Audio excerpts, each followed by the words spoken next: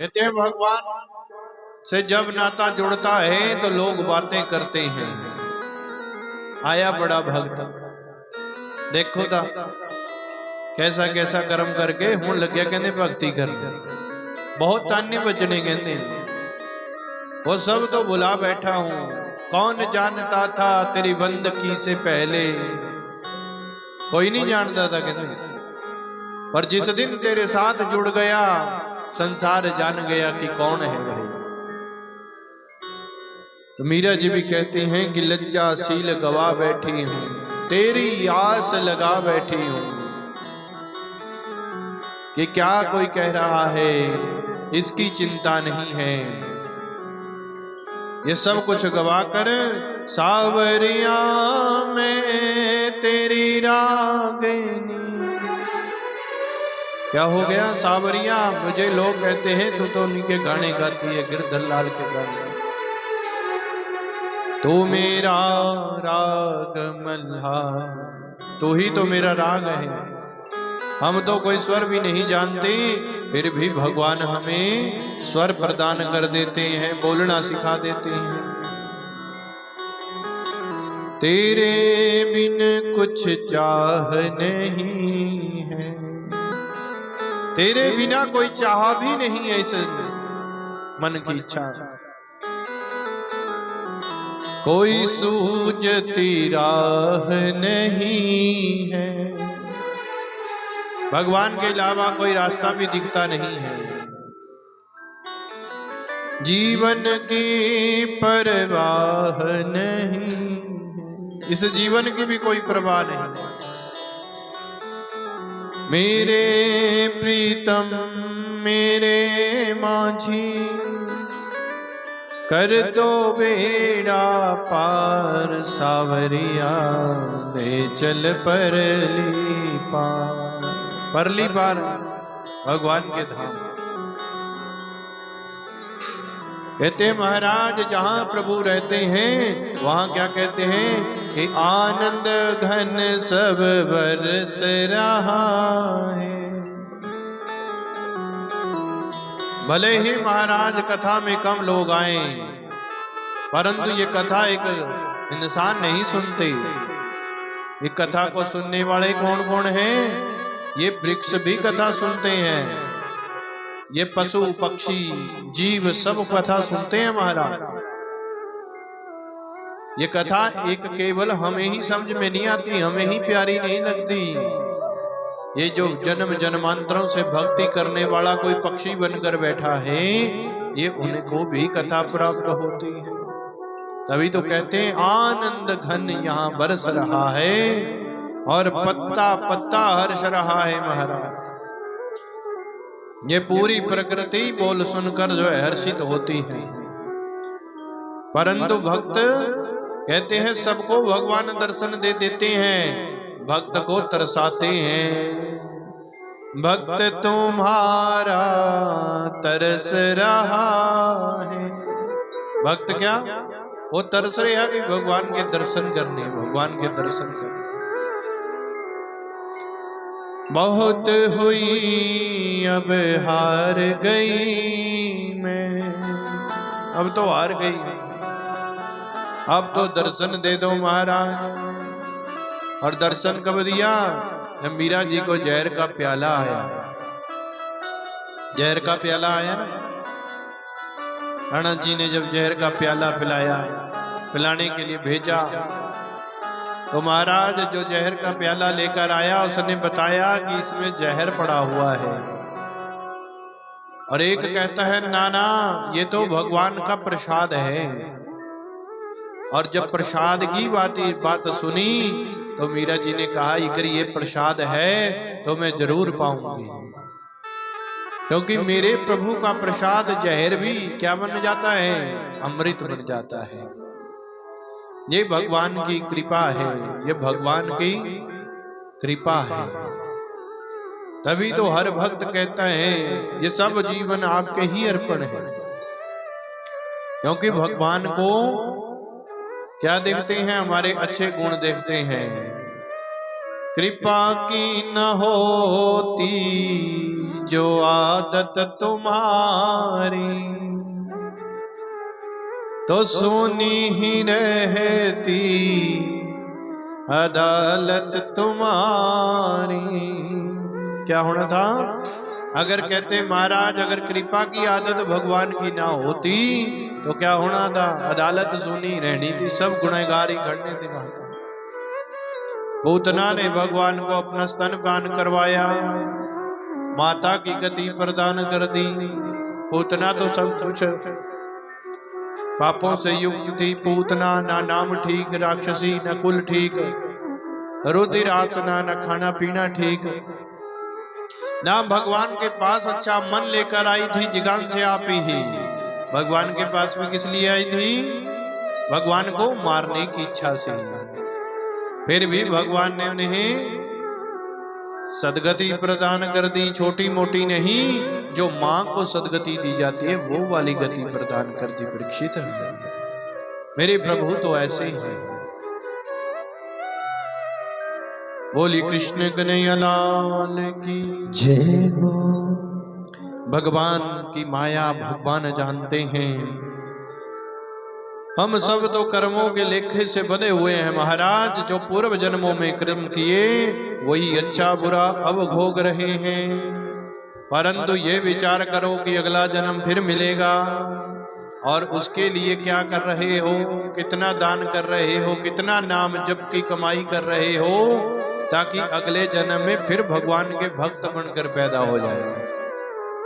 जितने भी भगवान के भक्त हुए उन्होंने मुक्ति कम मांगी, जन्म जन्म की भक्ति मांगी। क्या?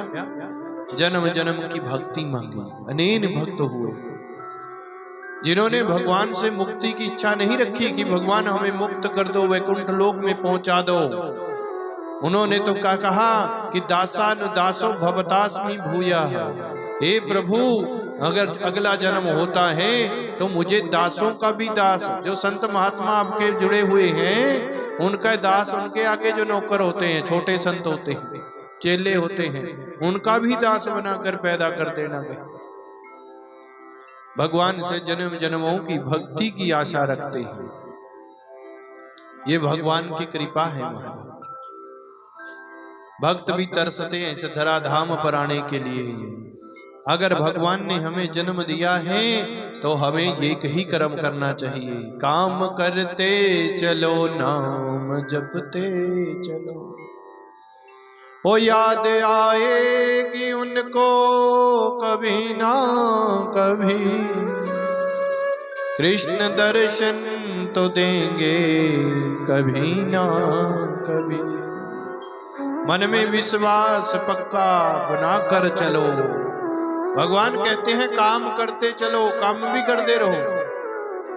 काम करने से नहीं कोई मना नहीं करता, पर भगवान कहते नाम भी जप जरूरी है। संत महात्मा कहते हैं क्यों? क्योंकि महाराज जिसे हम याद करते हैं वो व्यक्ति हमें एक दिन बाद, दूसरे दिन, तीसरे दिन मिल ही जाता है। तो कहते हैं अगर हम भगवान को हर रोज याद करेंगे तो एक दिन तो आ जाएगा। कब आएगा? जब हम पर दुख होगा, मुसीबत होगी, कष्ट होंगे, जब उस दिन यम के दूत लेने आ जाएंगे, उस दिन आ जाएंगे प्रभु। क्या होगा फिर? देहांत काले तुम सामने हो मुरली बजाते मन को लुभाते। यही गीत गाते मैं निज प्राण छोड़ूं। श्री कृष्ण गोविंद हरे मुरारे, हे नाथ नारायण वासुदेवा। अगर भगवान के साथ रिश्ता बनाओगे, भगवान को रोज याद करोगे, तो एक न एक दिन तो वो हमें जरूर मिलेंगे। और आशा एक ही रखनी है कि देहांत काले, जिस समय मृत्यु सामने हो, प्रभु उस समय आप मुरली बजाते हमें दिखने चाहिए। आप मुरली बजाते, मन को लुभाते, यही गीत गाते मैं निज प्राण छोड़। अगर अंत समय में राम कृष्ण वासुदेव हरि ओम कुछ भी निकल गया तो जीवन के जितने भी पाप किए हैं सब के सब नष्ट हो जाएंगे। भगवान की ये परम मंगलमयी भगवान की कथा कल आपने श्रवण किया कि भगवान की कथा सुनकर जो है भक्ति ज्ञान और वैराग्य श्रोता समुदाय के बीचों बीच प्रकट हो गई। नारद जी महाराज ने भक्ति ज्ञान और वैराग्य के कल्याण के लिए 7 दिन की भागवत कथा सनकादि मुनियों से करवाई गंगा के किनारे। और भक्ति ज्ञान वैराग्य वृंदावन में पड़े हुए थे। और जैसे ही उनके निमित्त हरिद्वार में कथा हुई तो कहते हैं भगवान की कथा में इतनी पावर है कि जहां मर्जी करवा दी जाए, ये जिसके निमित्त करवाई जाएगी उनको वहीं बैठे फल मिल जाएगा। वृंदावन और हरिद्वार में बहुत अंतर है महाराज।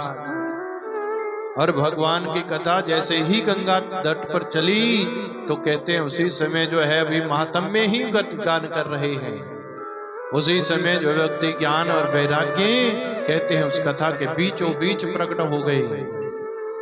जैसे ही बीचों बीच प्रकट हुए हाथ जोड़ करता थैया करते हुए श्री कृष्ण गोविंद हरे मुरारे हे नाथ नारायण वासुदेव गान करते हुए पहुंच गई।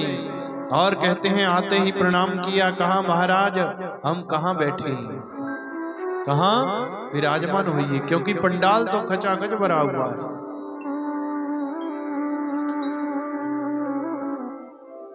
तो उन्होंने कहा हृदय में वास करो, सबके हृदय में निवास करो आप। भक्ति महारानी ने कहा कहां निवास करूं महाराज, किराए का घर होगा तो अब किराएदार बैठेंगे, अगर स्वयं के लिए मकान बना रखा हो तो उसमें किराएदार बिठा देंगे। अगर आ भी जाएगा कोई तो कहेंगे महाराज ये तो हमने अपने लिए बना रखा है, किराएदार के लिए थोड़े बना रखा है। और फल स्वरूप जो है महाराज कहती है पहले ही महाराज घर में 6 शत्रु बैठे हुए हैं। सबका हृदय में क्या है, काम है, क्रोध है, लोभ है, मोह है, अहंकार है, तृष्णा है, लोभ है, लालच है, पता नहीं क्या क्या भरा हुआ है इस हृदय में, ये मेरा ये तेरा। तो कहते हैं महाराज ये बहुत कुछ अंदर है। तो महाराज भक्ति महारानी कहती है कि महाराज जिसके घर में मैं चली जाती हूँ वहां पर ये सब कुछ मिट जाता है, जिनके हृदय में भक्ति का निवास होता है। इसीलिए तो महाराज मुझे कोई अपनाना नहीं चाहता। क्यों? क्योंकि महाराज मैं ऐसा किराएदार हूं कि जो किराएदार किसी के मकान में घुस गया तो केस मालिक पर ही लगा देना और कहते हैं उसका पूरा मकान अपने नाम करवा लेना। ऐसी परिस्थिति बन जाती है वहां। क्यों जी? कई केस ऐसे भी हुए हैं कि महाराज 20-20 साल 25-25 साल से किराएदार पक्का ही रह रहा है दुकान में, जब निकालने लगे तो केस ठोक दिया। महाराज मुझे 25 साल से किराया दे रहा हूं, ये तो अब दुकान मेरी बन गई कानून के हिसाब से। बड़ी मुश्किल से जो है महाराज निकाला जाता है। मैं तो ऐसा किराएदार हूं महाराज, जिनके हृदय में निवास करती हूं उनके हृदय में केवल मैं ही मैं रहती हूं। उनके हृदय में क्या रहती है फिर? हरि नाम की भक्ति, भाव सम हो जाता है। भक्ति का प्रभाव ये है महाराज। भक्ति महारानी कहते हैं महाराज, और सनकादि मुनियों ने भक्ति महारानी से क्या कहा कि आप कौन हैं? कहते हैं भक्तेषु गोविंद स्वरूप कर्त्री प्रेमैक धर्त्री भवरोग हंत्री सा त्वं च तिष्ठस्व स्वधैर्य संश्रयाः निरन्तरं वैष्णवमानसानि। आप तो भक्तों के क्या करते हैं महाराज? भक्तेषु गोविंद स्वरूप कर्त्री, भक्तों के आप तो स्वरूप हैं महाराज गोविंद का। ओ प्रेम एक धरती और धरती पर प्रेम का स्वरूप हो, भव रोग की मीठी दवाई हो। भव रोग की मीठी दवाई क्या? देसी दवाई जड़ से इलाज करती है, भले ही लेट हो जाए, लंबी चलनी पड़े दवाई, परंतु वो रोग सब जो है जड़ से खत्म करती है। आप तो भव रोग की मीठी दवाई है, क्योंकि ये जीवन में सारी जिंदगी जो है हमारे भक्ति करनी पड़ती है, तब जाकर ये भव रोग के जितने रोग हैं, इस संसार के रोग हैं, काम है, क्रोध है, लोभ है, मोह है, कार है, तृष्णा, ये मेरा ये तेरा, ये धीरे धीरे मिटते चले जाते हैं। अंतो गत्वा ये भगवान से जोड़ देती है। फिर एक ही इच्छा है कि महाराज संसार में कोई अपना नहीं है। ये संसार महाराज किसके लिए है? ये तो उपयोग करने के लिए संसार बना था, परंतु कलयुगी जीव इसे अपना समझ बैठा। इस ईंट पत्थर के मकान को अपना समझ बैठा हुआ, परंतु असली घर कौन सा है? असली घर तो भगवान का है महाराज। इस शरीर की चिंता सबको है, परंतु मन की चिंता किसी को, इस जीव आत्मा की चिंता किसी को नहीं है। इस शरीर के लिए तो महाराज खा रहे हैं, पी रहे हैं, दवाई का सेवन करते हैं, शरीर बचा रहे हैं, नहाते हैं सुबह उठकर, शरीर में रोग ना लगे, शुद्ध कपड़े पहनते हैं, स्वच्छ रहते हैं, स्वच्छ खाते हैं। संसार में जो है महाराज जो मिल गया रस पदार्थ, इस शरीर को चलाने के लिए वो खाते पीते, परंतु जो अंदर बैठी आत्मा इसे चला रही है, उसकी चिंता महाराज किसी को नहीं है। उसका भोजन कौन है? आत्मा का भोजन है परमात्मा की कथा, परमात्मा का नाम, परमात्मा का सत्संग, परमात्मा का कीर्तन, गुरु मंत्रों का जप करना। हरि नारायण राम कृष्ण गोविंद वासुदेव हरि, इन सब का ध्यान करना। कोई एक नाम ले लो तो मन को अच्छा लगे, उसी का ही ध्यान करो। जीवन बीत जाएगा महाराज कमाते कमाते, पर जिस दिन ये शरीर बैठ जाएगा उसी दिन बच्चे क्या करने लग जाते? धक्के मारने लग जाते। क्या कमाया फिर कोई पता नहीं। सत की कमाई करी होगी तो बच्चे अंतिम समय में आपकी सेवा करेंगे, अगर झूठ की कमाई करी हो गई तो वही बच्चे आपको मैंने मारे, डांटेंगे, फटकारेंगे। इसीलिए महाराज सत्कर्मों की कमाई के साथ सब परिवार का पालन करना चाहिए। सत्कर्मी व्यक्ति भले ही गरीब होगा, सत्कर्मी व्यक्ति भले ही गरीब होगा, परंतु सत्कर्मों का प्रभाव ऐसा होगा कि अंते गत्वा, कहते हैं तड़प तड़प के नहीं मरता। भगवान उसे ऐसी गति प्रदान करते हैं कि महाराज बैठे ही रह गया। तो फल स्वरूप इसी के लिए तो हम कमाते हैं धर्म, ये अंत समय में जो है भगवान हमारे सामने रहे। ये भक्ति महारानी का प्रभाव है, जिनके हृदय में बैठती है उनका बड़ी आराम आराम से इलाज करती है। एक दिन में नहीं, अंग्रेजी दवाई नहीं है 1 मिनट में बुखार तारने आना, हौली हौली बुखार तारती, जड़ से खत्म करती। सात्वं जतिष्ठस्व सुधैर्य संश्रया निरंतरम वैष्णव मानसाना। अगर आप इन संसारिक लोगों के हृदय में नहीं विराजमान हो सकती तो हे भक्ति महारानी आप कहां विराजित हो जाइए।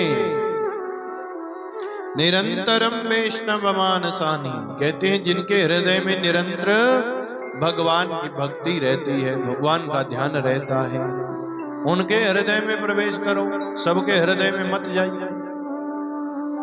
और बड़ी अच्छी बात सनकादि मुनियों ने कही, हे भक्ति महारानी आप जिनके हृदय में निवास करती हैं वो कहते हैं कैसे हैं? ओ सकल भुवन मध्य निर्धनास्ते विधन्य निवस्ति हृदय श्याम श्री हरेर भक्ति रेखा। कहते हैं वो सकल भुवन के मध्य में इस धरती पर निर्धन होते हुए भी बड़े धनवान हैं, जिनके हृदय में भक्ति महारानी रहती है, जिनके चित्त में मेरे प्रभु श्री हरि रहते हैं। हरिरपि निज लोकम सर्वथाथो विहाय प्रविष्टि हृदि देशां भक्ति सूत्रोपनिध। ये भक्ति महारानी की जो कच्चा धागा है महाराज, डोर किसी को दिखती नहीं, उस डोर से श्री हरि बंधे हुए आ जाते हैं। और कहते हैं जिनके हृदय में भक्ति होती है, कहते हैं उनको भगवान दर्शन देने के लिए अपने लोक से भी त्याग करके कहते हैं इस धरा पर आ जाते हैं। ध्रुव जी को महाराज दुख हुआ तो भगवान उनको दर्शन देने के लिए इस धरा धाम पर पहुंचे। प्रहलाद जी ने करुण पुकार की, हे प्रभु आप सब जगह विराजमान रहते हैं, मेरे पिताश्री भी आपको देखना चाहते हैं। पिता ने कहा, हिरण्यकशिपु ने, क्या इस खंबे में भी तेरा भगवान है? कहते हैं वो तो कण कण में विराजमान है। जब भक्त ने पुकारा तो भगवान खंबे से भी प्रकट हो गए।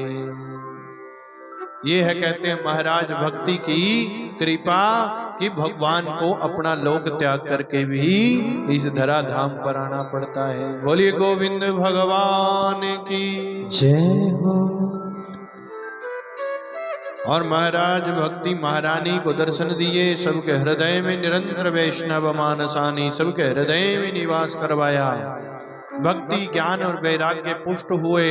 भगवान स्वयं श्री हरि कथा में सबको जो है महाराज दर्शन देने के लिए आए और सबने जय घोष लगाई, जय हो महाराज, जय हो कृष्ण कन्हैया लाल, जय हो बांके बिहारी, जय हो विष्णु भगवान, आपकी सदा जय हो। और सबको दर्शन देकर कृपा कृतार्थ किया। ये भक्ति ज्ञान और वैराग्य की कथा भागवत में सबसे पहले व्यासी ने क्यों लिखी? कलयुग के लोगों के लिए। कहते हैं महाराज भक्ति तो सबके पास होगी, परंतु कहते हैं ज्ञान, ज्ञान क्या है महाराज? आज के समय में कोई ज्ञान ग्रहण नहीं करना चाहता। ज्ञान का मतलब है सुनना, सुनना किसी दिन नहीं चाहता कोई नहीं। और ज्ञानी लोग आपको पग पग पर मिल जाएंगे, कहते कलयुग में। क्यों जी? थोड़ी गल घट सुननी, अपनी ज्यादा सुनाने वाले होने। तो कहते महाराज कहते हैं सुनने की इच्छा किसी की नहीं होगी, और जिनकी सुनने की इच्छा होगी उनको सुनाने वाले उल्टे पुल्टे मिल जाते। ज्ञान की कमी रहेगी, इसीलिए तो ज्ञान बुढ़ा हो गया था। और कहते हैं जब तक भक्ति के बारे में जाना नहीं होगा, जब तक कीर्तन में बैठेंगे नहीं, सबसे पहली क्लास भक्ति की, जब कीर्तन में, सत्संग में, कथा में, भगवान की चर्चा में बैठने लग गए तो मन को और जानने की इच्छा हुई तो उसे ज्ञान जानना।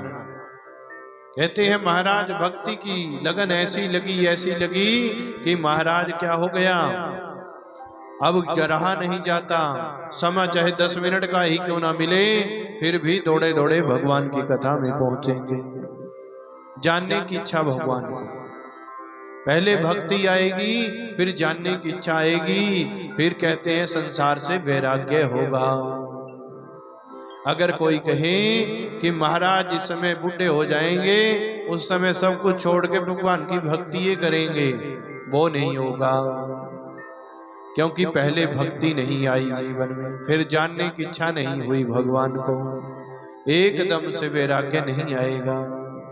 पहली क्लास में बैठना पड़ेगा, तभी 10वीं होगी, जब 10वीं होगी तभी ग्रेजुएशन होगी। और महाराज कहते हैं कि जैसे जैसे जानने की इच्छा बढ़ती है तो वैराग्य भी अपने आप ही आ जाता है। ये वैराग्य किसी के लाने की चीज नहीं है महाराज, ये भक्ति के बाद जब ज्ञान आ जाएगा, ज्ञान के बाद फिर वैराग्य अपने आप ही हो जाता है। जब समय आएगा भगवान के साथ जुड़ने का तो मन प्रसन्न हो जाएगा। मोक्ष क्या है? मोह का क्षय ही मोक्ष है।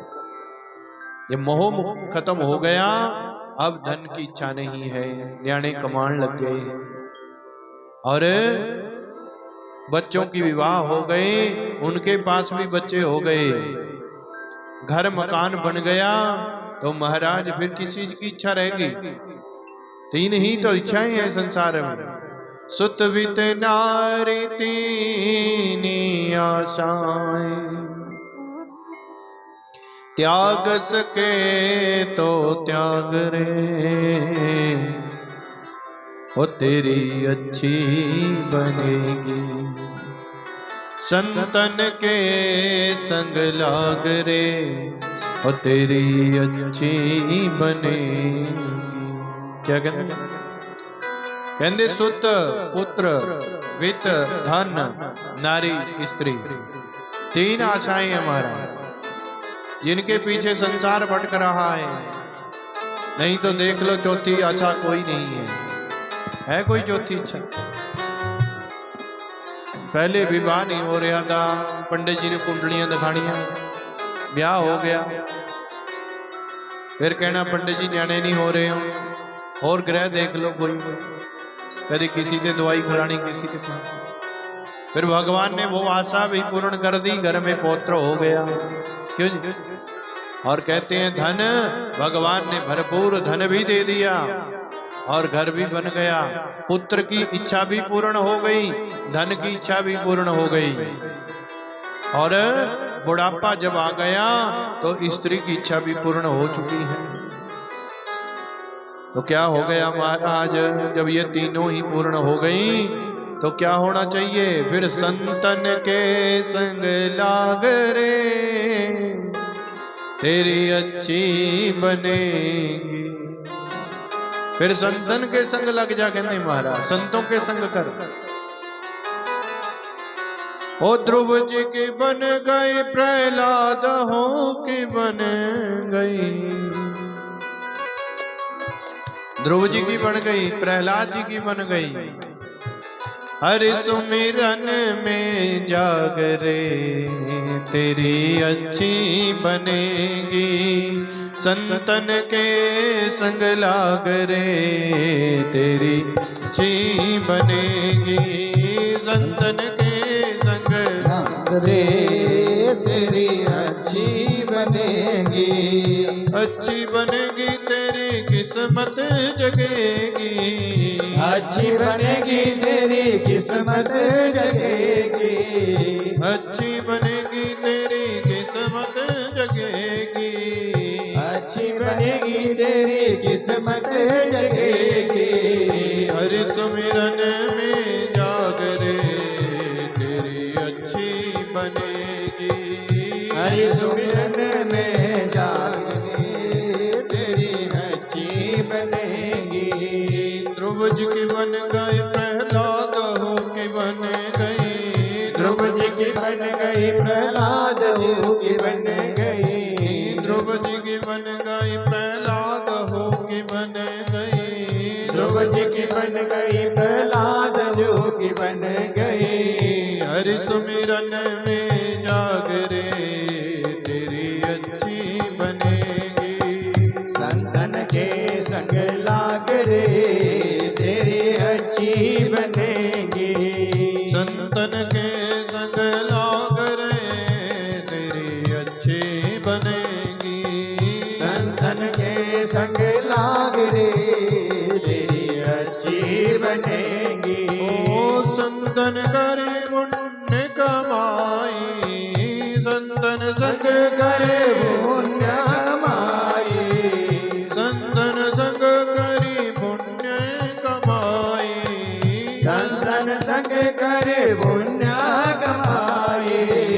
राम चरण अनुराग रे, तेरी अच्छी बनेगी, संतन के संग लाग रे, तेरी अच्छी बनेगी, किस्मत जगेगी तेरी किस्मत जगेगी, अच्छी बनेगी तेरी किस्मत जगेगी, किस्मत बनेगी तेरी अच्छी बनेगी, किस्मत जगेगी तेरी अच्छी बनेगी।